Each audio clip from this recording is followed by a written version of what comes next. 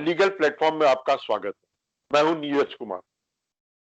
जल्दी ही इस साल के आखिर तक बिहार में चुनाव होने वाले हैं विधानसभा के, और अगले साल पश्चिम बंगाल और कुछ और राज्यों में भी चुनाव। अब ये वो चुनाव का मौसम आ रहा है जब आया राम गया राम, एक पार्टी से नेताओं का दूसरी पार्टी में आना जाना शुरू होगा। वैसे ये साल भर चलता रहता है, लगातार चलता रहता है, इलेक्शन के बाद से शुरू हो जाता है।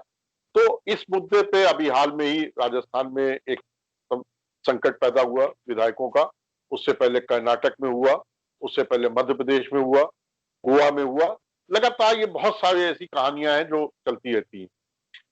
इस सारे मुद्दों को लेके कि विधायक एक पार्टी से चुन के आता है, दूसरी पार्टी में चला जाता है अपने सेशन में, वो उसके जो उसको रोकने के लिए ये जो दल बदल है, इसको रोकने के लिए कानून भी बना, लेकिन वो कानून भी अब ऐसा लग रहा है बेअसर होता जा रहा है। इस बारे में बातचीत करने के लिए हमारे साथ मौजूद है पूर्व मुख्य चुनाव आयुक्त श्री SY कुरैशी जी। कुरैशी जी, आपका द लीगल प्लेटफॉर्म में स्वागत है। मेरा पहला सवाल यही है कि क्या जो 1985 में दल बदल विरोधी कानून बनाया गया था, एंटी डिफेक्शन लॉ जो बनाया गया था, क्या वो अब बेअसर हो गया है और नेताओं ने उसको बाईपास करने का जरिया खोज दिया है? जी, ये कोशिश की गई थी 85 में, लेकिन उसके बाद से जो हमने देखा कि MLA ने, पार्टी ने कुछ नए-नए तरीके ढूंढे और उसको बाईपास करने के लिए मैं समझता हूँ कि ये बहुत ही इनइफेक्टिव साबित हुआ। जैसे कि हमने पिछले दिनों देखा कई स्टेट में, गोवा में, सिक्किम में, कर्नाटक में, जहाँ देखो डिफेक्शन हो रही हैं, सरकारें गिराई जा रही हैं। अब तो इलेक्शन लड़ना बिल्कुल बेकार चीज हो गई। जिस पार्टी के पास पैसा है वो बाद में MLA MP खरीद सकती है, तो इलेक्शन लड़ने में क्यों कष्ट उठाएं। तो ये ऐसी स्थिति हो गई है। तो ऐसी सिचुएशन में हमें ये देखना पड़ेगा कि क्या हमारा एंटी डिफेक्शन लॉ कामयाब हुआ कि नहीं हुआ। अच्छा, क्या चुनाव आयोग ने इस दल बदल, आप भी मुख्य चुनाव आयुक्त रहे और तमाम मुख्य चुनाव आयुक्त है, चुनाव आयोग पूरा, क्या इसको रोकने के लिए कभी सुझाव सरकार को दिए गए कि क्या किया जाना चाहिए, और आपने या ऐसा कोई सुझाव दिया कि क्या किया जाना चाहिए इस चीज को रोकने के लिए? नहीं, मैं एंटी डिफेक्शन लॉ में मेरे ख्याल में, मेरे विचार में इलेक्शन कमीशन का कोई रोल बनता नहीं है। तो पार्लियामेंट का काम है कि इस पे एक्ट बनाए, और ऑलरेडी इसके ऊपर पूरी नेशनल डिबेट होती रहती है, पार्लियामेंट्री डिबेट होती रहती है। द फैक्ट के कॉन्स्टिट्यूशनल अमेंडमेंट 1985 में जो 52nd अमेंडमेंट जिसका आपने जिक्र किया वो आई थी, फिर बाद में 91st अमेंडमेंट हुई। तो ये तो मुस्तकिल पार्लियामेंट्री डिबेट डिस्कशन का इशू रहा है। इलेक्शन कमीशन का इसमें कोई रोल नहीं है, लेकिन इलेक्शन कमीशन इसको बड़े चिंता से बाहर से देखती रहती है और सोचती है कि इसका क्या इलाज किया जाए। एज एन इंडिविजुअल मैंने इस प्रॉब्लम को जो सोचा है, और उस पर मैंने कई बार आर्टिकल भी लिखे, उसमें अपनी चिंता दिखाई, और मेरे कुछ उसमें सजेशन भी रहे हैं। वो अगर आप चाहेंगे तो मैं अभी आपको बताऊंगा। जी जी, जो क्या कहते हैं, ये जो एक एंटी डिफेक्शन लॉ बना, एक चुनाव आयोग का काम होता है चुनाव कराना देश में। क्या आपको नहीं लगता कि एक एंटी डिफेक्शन लॉ होता है, अब जो जरिया खोद लिया गया कि भाई पार्टी से इस्तीफा दे दो और दूसरी पार्टी के टिकट पे चुनाव लड़ के वापस आ जाओ, तो 5 साल में 3 बार डिफेक्शन होता है एक अपोजिशन पार्टी में या किसी भी पार्टी में, तो एक वो इलेक्शन का एक एक्स्ट्रा बर्डन, उसका जो फाइनेंशियल तो ये तो ये सारी चीजें रोकने के लिए आपके हिसाब से कोई 2 या 3 ऐसे पॉइंट जिनको सरकार को सोचना चाहिए, उस पर कानून बनाना चाहिए? देखिए, ये आपने ठीक पॉइंट आउट किया कि इलेक्शन कमीशन, ऐसा नहीं है कि इलेक्शन कमीशन इसमें बिल्कुल प्रभावित नहीं होता। आपने ठीक कहा कि इलेक्शन कमीशन पे प्रभाव ये पड़ता है कि अगर डिफेक्शन होगी और डिफेक्टर को दोबारा कंटेस्ट करना पड़ेगा, और तो इलेक्शन कमीशन ने इलेक्शन ऑर्गेनाइज करना पड़ेगा, तो वो डेफिनेटली इलेक्शन कमीशन के लिए एक बर्डन बनता है। लेकिन ओवरऑल स्कीम ऑफ थिंग में मैं समझता हूँ ये मामूली चीज है। इससे ये इम्प्लीकेशन तो इससे भी ज्यादा है, क्योंकि अब जो ये है कि आपने देखा कर्नाटक में कुछ 17 MLA ने रिजाइन किया। उसकी वजह से वो पार्टी की वो ओवरऑल जो विधानसभा की स्ट्रेंथ रिड्यूस हो गई। एक पार्टी की सरकार ही बदल गई। है ना। जी बाद में ये 17 के 17 दूसरे के टिकट पे लड़के, उनमें से काफी जी 10-11 वापस आ गए। जी ठीक है, तो इनको किसको नुकसान हुआ? इन एमएलए को तो नुकसान कुछ नहीं हुआ, ये एमएलए पहले भी थे, एमएलए बाद में भी बन गए।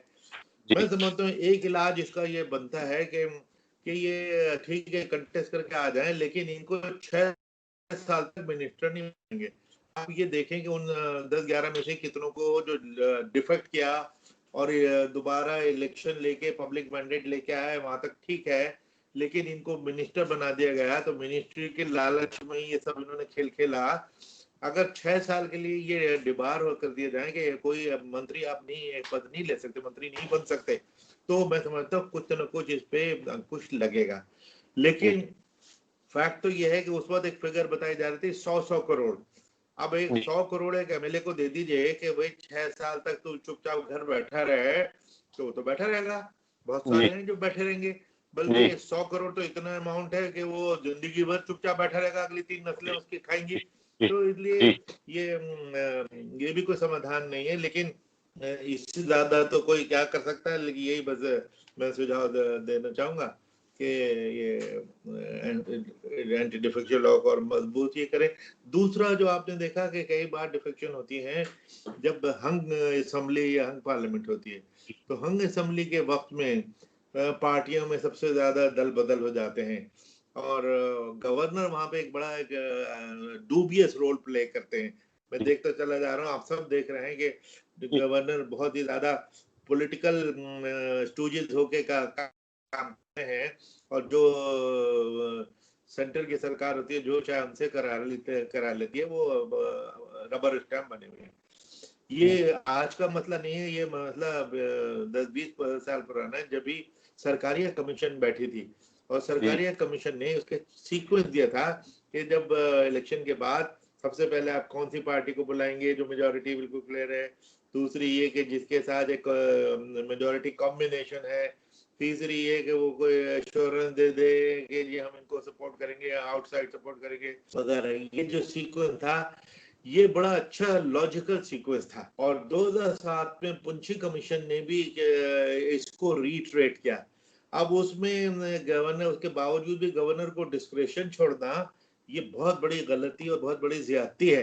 तो गवर्नर उसका पूरा इस्तेमाल करता है, उसकी आर्म ट्विस्टिंग की जाती है, या खुद भी वो लालच में आके वो जो चाहो उससे करा लो। ये तो ये गलत है। आफ्टर ऑल सरकारी कमीशन की बड़ी डीप सीटेड इसके पीछे थिंकिंग थी, बहुत अच्छा सुझाव था। उसको एक्सेप्ट करने में क्या परेशानी है, सिवाय पॉलिटिकल विल के इवन ना इवन होना। एसआर मुंबई और केस में भी सुप्रीम कोर्ट ने कहा था कि भाई जो एमएलए की गिनती है वो फ्लोर ऑफ द हाउस पे ही होगी। करेक्ट, हाँ, वो तो और ये सरकारी कमीशन जो ने भी नहीं। पहले से ही रिकमेंडेशन जी जी हाँ, वो तो सुप्रीम कोर्ट ने वीरप्पा मोइली, सॉरी उसमें कौन सा मुंबई केस था, SR Mumbai Bommai, SR Bommai case में कहा था कि लेकिन फ्लोर टेस्ट वो तो आधी प्रॉब्लम सॉल्व हुई कि अच्छा प्रिंसिपल है, जी लेकिन उस फ्लोर पे क्या खेल हो रहे हैं वो भी तो जी देखिए ना, कि जी ये कहाँ जी से किस तरह एमएलए खरीद फरोख्त हो रही है, या वहाँ जी की जो मिनिमम रिक्वायर्ड नंबर है उसको रिड्यूस कर दिया, 17 जी भी जी 15-20 को सब रिजाइन करा दो और कुछ नहीं कराओ, डिफेक्शन भी ना कराओ, वो उसको एब्सटेन करा दो उस नो कॉन्फिडेंस मोशन से, तो पैसे लेके वो घर में बैठ जाएंगे। घर में बैठने के 50 करोड़ 100 करोड़ तो बहुत अच्छी चीज है ना। तो जी इसलिए बहुत आसान काम है, तो इसलिए उसका मसले का हल निकला नहीं था इससे। तो ये जो एक अच्छा एक चीज और भी है इसमें कि आप देखिए एंटी डिफेक्शन लॉ लाया गया राजीव गांधी के समय में आया। He was the prime minister. उस समय ज्यादातर स्टेट्स में कांग्रेस की सरकारें थी। कुछ एक आध स्टेट्स अपवाद के तौर पे थे, जो आज हाल कांग्रेस का है। उस समय सबसे ज्यादा इफेक्टेड पार्टी जो दल बदल से थी वो कांग्रेस थी।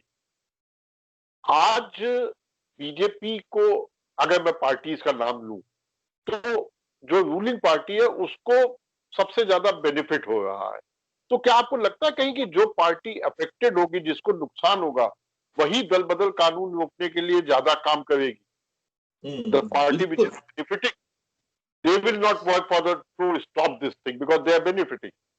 हाँ बिल्कुल, ये तो है क्योंकि जीतने वाली पार्टी रूलिंग पार्टी को तो एडवांटेज होता ही है और जी ऑब्वियसली लोग डिफेक्ट करेंगे रूलिंग पार्टी की तरफ ही तो डिफेक्ट करेंगे रूलिंग पार्टी को छोड़ के जाने के लिए जबकि वो उस सूरत में जाएंगे कि दूसरी पार्टी सरकार बना ले तो जी हमारी कुर्सी नहीं जाएगी अगर यहाँ मैं मिनिस्टर हूँ जो दूसरे में चले जाऊँ दूसरी जीत के आ जाती है 15 दिन बाद मैं उसमें मिनिस्टर जी बन जाऊंगा तो इसलिए बेसिकली तो जो मिनिस्टर बनने का लालच है या कैश आजकल तो कैश है तो जी सिर्फ घर बैठने के लिए कि उसको सरकार को गिरा दो 20 लोग घर बैठे रह जाएं तो सरकार गिर गई सरकार बदल गई कोई डिफेक्शन नहीं हुई है ना जी तो डिफेक्शन तो लॉ इसमें जैसे कि लेटर और स्पिरिट दोनों में एंटी डिफेक्शन लॉ फॉलो होना चाहिए तो जी उसका अभी तक कोई फुल प्रूफ सॉल्यूशन नजर नहीं आया आपने एक सुझाव दिया कि वो मंत्री न बन सके 6 साल तक।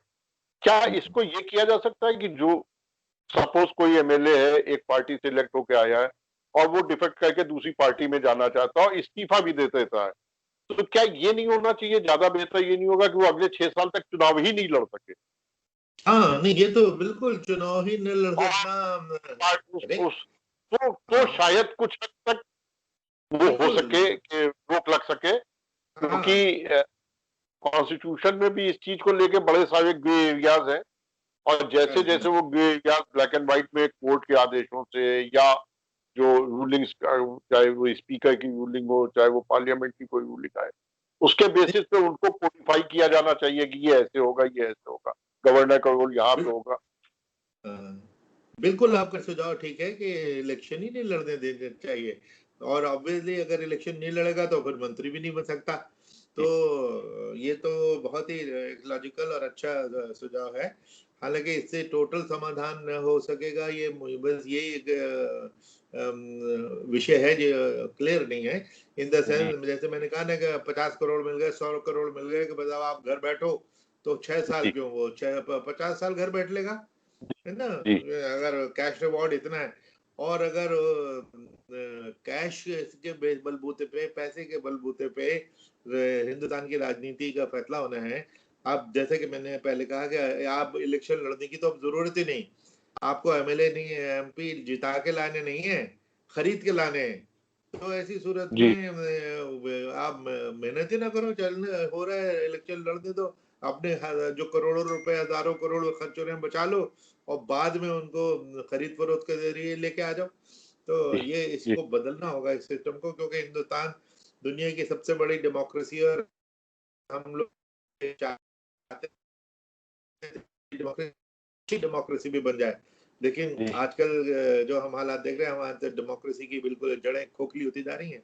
और बहुत ही नाजुक स्थिति है क्या आप इसमें कहीं पे कोर्ट्स की भूमिका भी देखते हैं, सुओ मोटू के तौर पे नहीं, लेकिन अगर मान लीजिए कोई क्या कहते हैं एप्लीकेशन कोर्ट के सामने आता है तो कोर्ट का जो एक पॉजिटिव या रुख होना चाहिए, वो कहीं आप देखते हैं किसी तरीके की भूमिका कोर्ट्स की?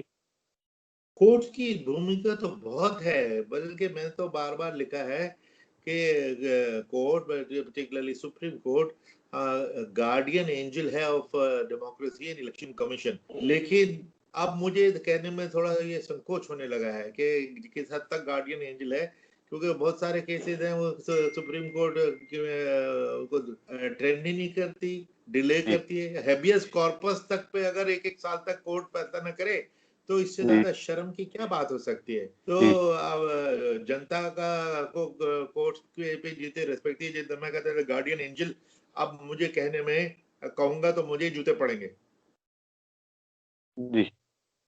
तो अच्छा, एक चीज और है जो मैंने बीच में पॉलिटिकल पार्टी या रूलिंग पार्टी की बात की, क्या इस चीज को लेके एक ओवरऑल कंसेंसस में कहीं ना कहीं पॉलिटिकल विलिंगनेस जो होनी चाहिए, एक राजनीतिक जो इच्छा शक्ति होनी चाहिए, वो कमजोर है या वो ज्यादा मजबूत है कि इसको नहीं करना है? नहीं वो दो आपने जैसे पहले कहा था कि देखिए रूलिंग पार्टी तो बेनिफिशियरी होती है ये सारे डिफेक्शन खेल की तो रूलिंग पार्टी तो ये अमेंडमेंट फर्दर लाने के मूड में होगी नहीं तो और ऑपोजिशन पार्टी सिर्फ चिल्ला सकती हैं वो अमेंडमेंट तो नहीं पास कर जी सकती हैं पार्लियामेंट में तो ऐसी सूरत में कि जब उनके हाथ में कुछ है ही नहीं, तो पॉलिटिकल विल का होना, और होता क्या है कि वही पॉलिटिकल पार्टी जो ऑपोजिशन में होते हुए चिल्लाती हैं कि ये रिफॉर्म लाओ, वो रिफॉर्म लाओ, पावर में आके भूल जाती हैं।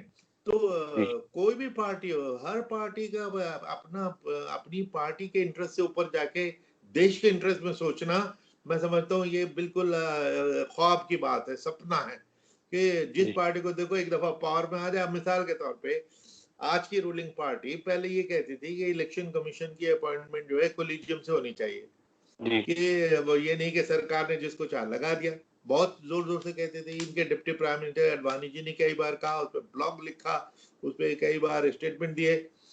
आ गई सरकार पावर में, एब्सोल्यूट पावर के साथ, एब्सोल्यूट नंबर के साथ, भूल गए वो रिफॉर्म, क्योंकि अपनी पावर कोई क्यों छोड़े। फिर ये होता है कि जी कांग्रेस पार्टी अगर इसे को यूज कर रही थी इस पावर को, तो हम क्यों छोड़े। अरे भाई, आपका वो जो उस वक्त आइडियोलॉजी थी और देश इंटरेस्ट की आप बात करते थे, वो कहाँ गया। तो उसको जो भूल जाते हैं, ये शॉर्ट मेमोरी देश के इंटरेस्ट की बात करने की, ये मैं समझता हूँ एक बहुत बड़ा एक इसकी जड़ है।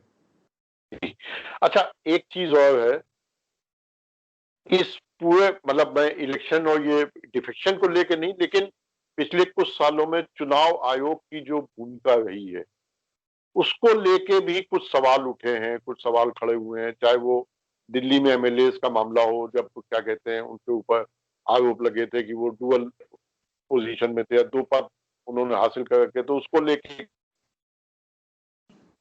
विवाद भी हुआ था। तो क्या चुनाव आयोग की भूमिका आप देखते हैं कहीं ना कहीं, या चुनाव आयोग जिसे कहते हैं उतनी इंपॉर्टेंट संस्था अपनी वो जगह खोता जा रहा है अपने कुछ फैसलों की वजह से? जैसे पिछले साल इलेक्शन के दौरान, लोकसभा के इलेक्शन के दौरान कई सारे ऐसे विवाद उठे जिनके लिए जो चुनाव आयुक्त थे जिन्होंने कल ही इस्तीफा भी दिया, वो एशियन डेवलपमेंट बैंक में जा रहे, उनको लेके ये उठा था कि उन्होंने विरोध किया और ये क्या कहते हैं शायद उसी का नतीजा है।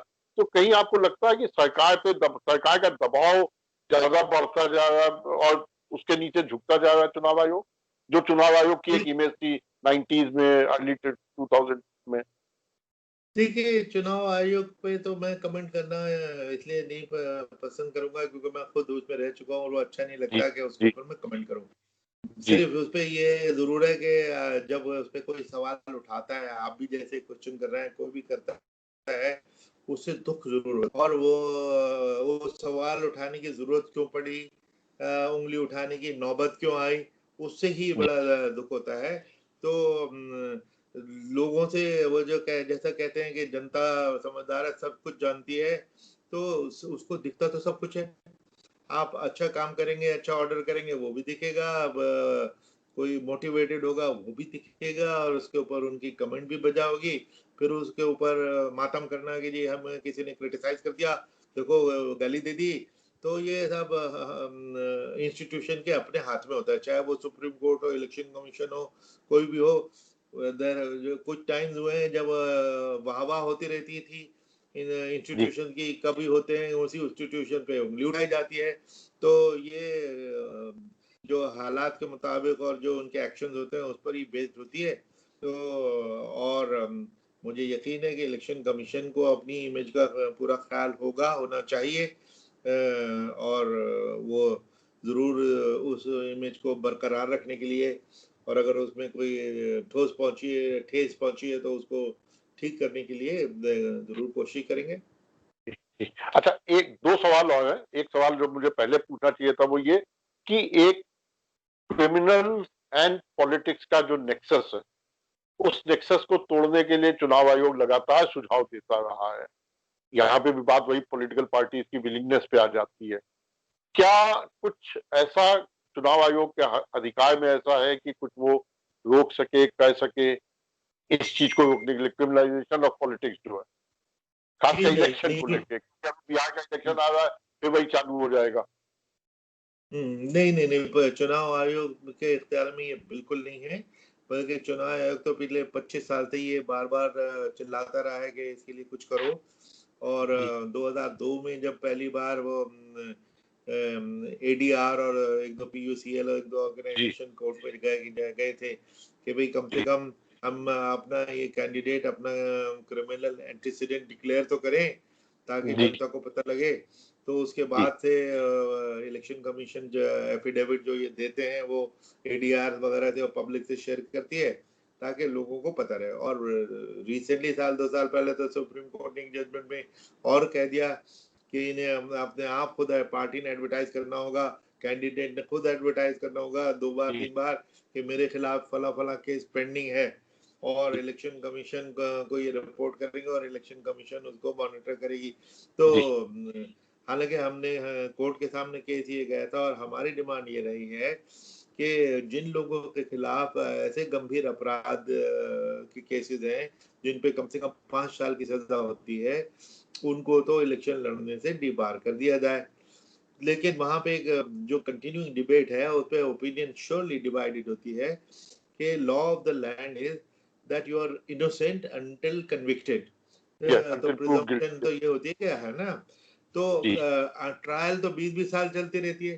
तो आप समझिए कि जिस नेता ने रेप की है और वो मंत्री भी बन गया और 10 साल तक 20 साल तक मंत्री बना रहा और लेकिन उस पर आंच तक नहीं आई क्योंकि केस का डिसीजन नहीं हुआ।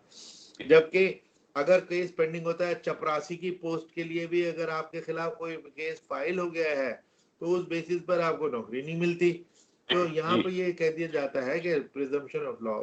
हालांकि इस पे लॉ कमीशन उसमें तो सारे लॉयर जूरिस्ट हैं जजेस हैं जी उन्होंने भी रिकमेंड किया कि इनको डिबार किया जाए।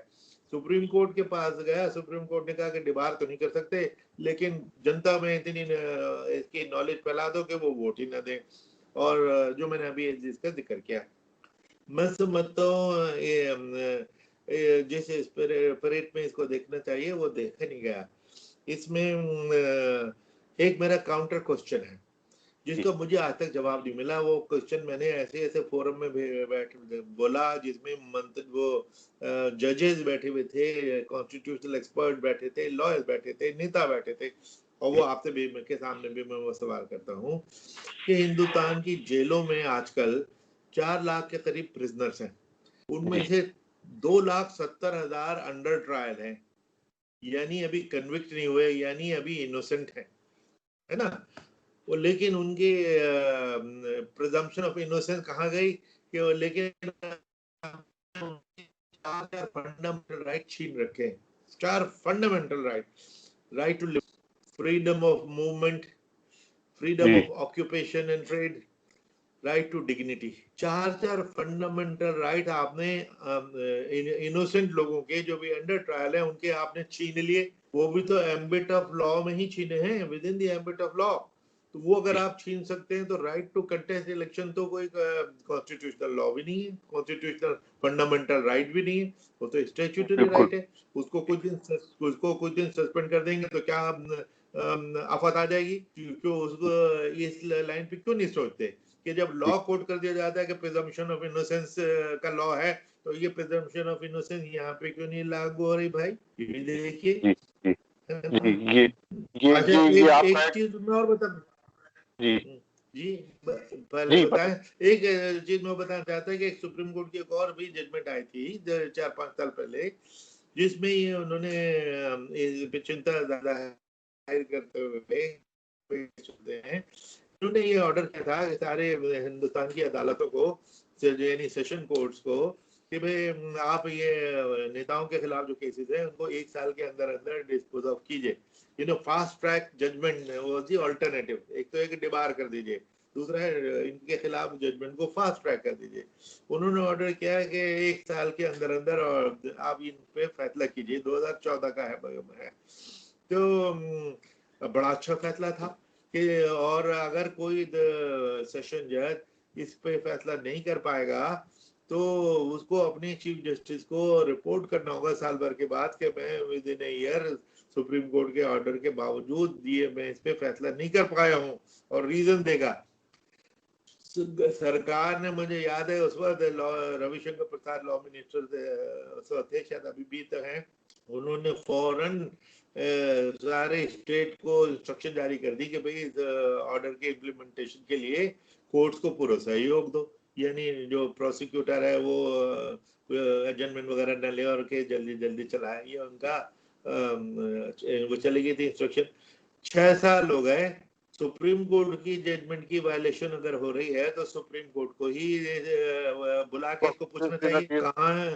आपने पूछा ना कोर्ट का रोल, अब कोर्ट अपना रोल के बारे में इतनी लापरवाही करेगी तो कहाँ से लोग वो ही ट्रेडिशनल रेस्पेक्ट रखेंगे। 6 साल हो गए, पलट के नहीं पूछा। बल्कि मैं आपकी बात को ही समझता हूँ कि जो fast track court criminal cases against politicians बनाए गए थे, उसमें भी जब उनके पास केसेस ट्रांसफर हुए तो लगभग सारे मामलों में, खासकर उत्तर प्रदेश में मैंने देखा, बाकी जगह भी यही हुआ होगा कि लगभग सब जगह केसेस वापस, वो क्या कहते हैं, उनको जमानत दे दी गई और अभी तक कहीं भी किसी भी केस में कोई फैसला नहीं आया, एक भी कन्विक्शन नहीं हुआ है, एक भी कन्विक्शन नहीं हुआ है अभी तक।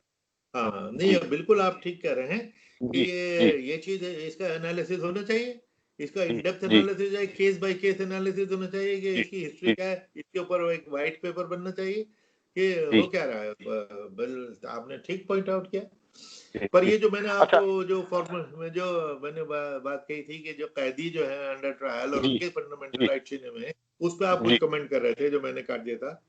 जी नहीं, यही थी कि ये बात बिल्कुल सही है। ये जो आर्गुमेंट आपका है, इस आर्गुमेंट का अभी तक कोई जवाब नहीं कि you are innocent till proved guilty, तो वो बेचारा सजा किस बात की भुगत रहा है जेल में बैठ के। सही बात, बिल्कुल जी। अच्छा, बल्कि उल्टा देखिए, उल्टा एक और जो फनी कंट्रडिक्शन है कि वो इनोसेंट आदमी जो अंडर ट्रायल है, वो बिसाइड अदर प्रिजनर्स उसको राइट टू वोट भी, उसके वहां बैठा हुआ आदमी जो राइट टू कंटेस्ट तो है उसको, वो जेल बैठ के इलेक्शन लड़ सकता है, लेकिन कैद में इनोसेंट आदमी जो अभी तक अंडर ट्रायल है उसका वोटिंग राइट भी बाय कानून छीना है। मैं समझता हूँ ये कानून गैर कानूनी है, अनकॉन्स्टिट्यूशनल है, ये इस कानून को चेंज हो जाए। इन 4 लाख प्रिजनर को वोटिंग राइट छीनने का कोई मतलब नहीं है, क्योंकि देखिए डबल पनिशमेंट तो, आप लीगल आदमी हैं, डबल पनिशमेंट तो लॉ में अलाउड नहीं है, तो आप 2 साल 4 साल की सजा भी देंगे और आप उसको वोटिंग राइट भी छीनेंगे, और फाइन एंड इम्प्रिजनमेंट और बोथ तो लॉ में होती है, फाइन इम्प्रिजनमेंट और बोथ, लेकिन तीसरी चीज के आप वोटिंग राइट भी छिन जाएगा, वो भी तो पनिशमेंट है, ये कहां से आ गई ना। तो इसकी इलीगैलिटी को, लेकिन इन सीरियस चीजों के लिए किसको टाइम है। जी बिल्कुल सही कहा आपने। अच्छा सर, एक आखिरी सवाल, इलेक्शन जब होता है ईवीएम को लेके हमेशा सवाल उठते हैं, जो पार्टी हारती है वो कहती साहब ईवीएम में गड़बड़ी थी, जो पार्टी जीतती कहती नहीं साहब ईवीएम तो बिल्कुल ठीक है, ईवीएम में कोई। 2 सवाल है इसमें, क्या ईवीएम के साथ गड़बड़ी हो सकती है, पहला सवाल। दूसरा सवाल कि क्या अगर ईवीएम पे इतना शक हो रहा है लोगों को या एक सर्टेन सेक्शन ऑफ सोसाइटी को, तो क्या ईवीएम की जगह बैलेट पेपर पे वापस आना चाहिए? नहीं देखिए, बैलेट पेपर की डिबेट तो 20 साल चली और हर बार हमारा जवाब यही रहा, सबका, इलेक्शन कमीशन का और मेरा पर्सनली, कि ईवीएम बहुत डिपेंडेबल और रिलायबल है, और उसको फर्दर डिपेंडेबल रिलायबल करने के लिए वीवीपैट इंट्रोड्यूस कर दी गई थी। अब पिछले इलेक्शन में इसमें लाखों मशीनों का क्या वीवीपैट जो टेस्ट किया गया क्रॉस चेक, तो सभी ठीक निकली। तो ओनली आपत्ति ये थी कि इलेक्शन कमीशन ने उसके फिगर देने में डिले की, जिससे लोगों को शक पैदा हुआ और लोगों में हुआ। हालांकि फिगर्स को डिले करना कि कितनी मशीनों का कितना काउंट निकला, उसको डिले करने के तो मैं समझता हूँ कोई जस्टिफिकेशन है नहीं, उसमें कई दिन हफ्ते महीनों लगे, ये बात मेरी समझ के बाहर है। हो सकता है मेरी समझ ही लिमिटेड हो, तो जिसकी वजह से ये ईवीएम के ऊपर जो शक की उंगली थी जो हट जानी चाहिए थी वो फिर लटकी रह गई, है ना। तो लेकिन मैं नहीं समझता कि पेपर बैलेट की तरफ जाना कोई अच्छी चीज है। बल्कि आपको मैं याद दिलाना चाहूंगा कि जब आंध्र प्रदेश में तेलंगाना एजिटेशन हो रहा था तो 12 एमएलए ने रिजाइन किया, तेलंगाना एरिया के थे, उनका बाईपोल दोबारा इलेक्शन हुआ, उस वक्त चंद्रबाबू नायडू सबसे बड़े वोटी थे इसके कि बैलेट बॉक्स वापस लाया जाए, बैलेट पेपर लाया जाए। जी उन्होंने, हमारी मशीनें उस वक्त 4 मशीनें मिलके सिर्फ 64 कैंडिडेट को सर्व कर सकती हैं, तो अगर 65 हो जाए तो हमें बैलेट बॉक्स यूज करना पड़ेगा, बैलेट पेपर। उन्होंने क्या किया, 100 150 कैंडिडेट खड़े करा दिए कि देखते हैं मशीन से कैसे करोगे। तो ठीक है, ये बड़े इंटरेस्टिंग हमारे लिए प्रॉब्लम आई। फिर काफी लिबरली हमने नॉमिनेशन रिजेक्ट भी किए कि भाई जरा भी कोई डिफेक्ट ऑफ लॉ जो नॉर्मल डिस्क्रिप्शन लेते कि चलो चलने दो, मगर नहीं, ताकि वो 64 के नीचे आए। फिर भी 6 64 के नीचे आए, 6 64 के ऊपर आए, यानी 6 कॉन्स्टिट्यूएंसी में हमें बैलेट पेपर यूज करना पड़ गया। हमने पुराने बैलेट बॉक्सेस निकाले, सफाई की, उनको इस्तेमाल तैयार किया, और 6 में ईवीएम चली।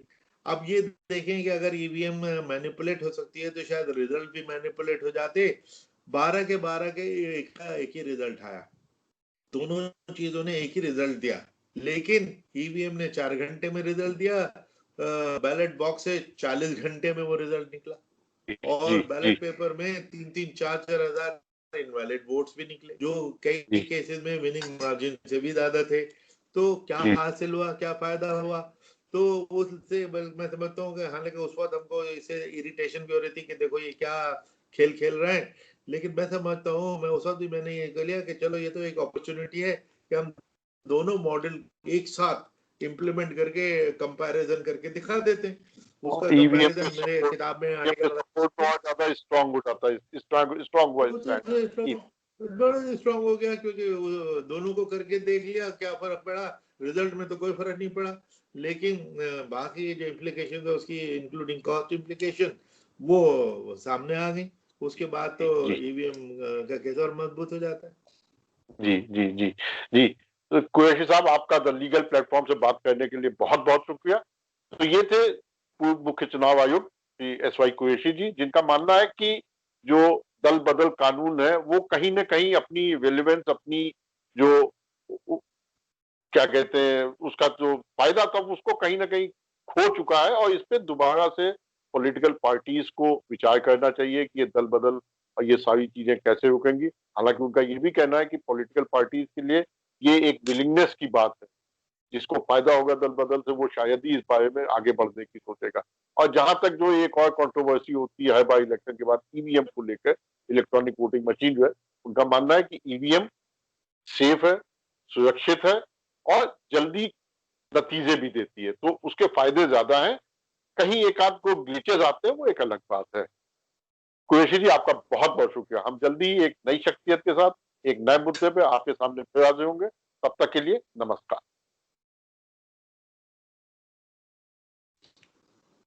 Thank you sir, thank you very much.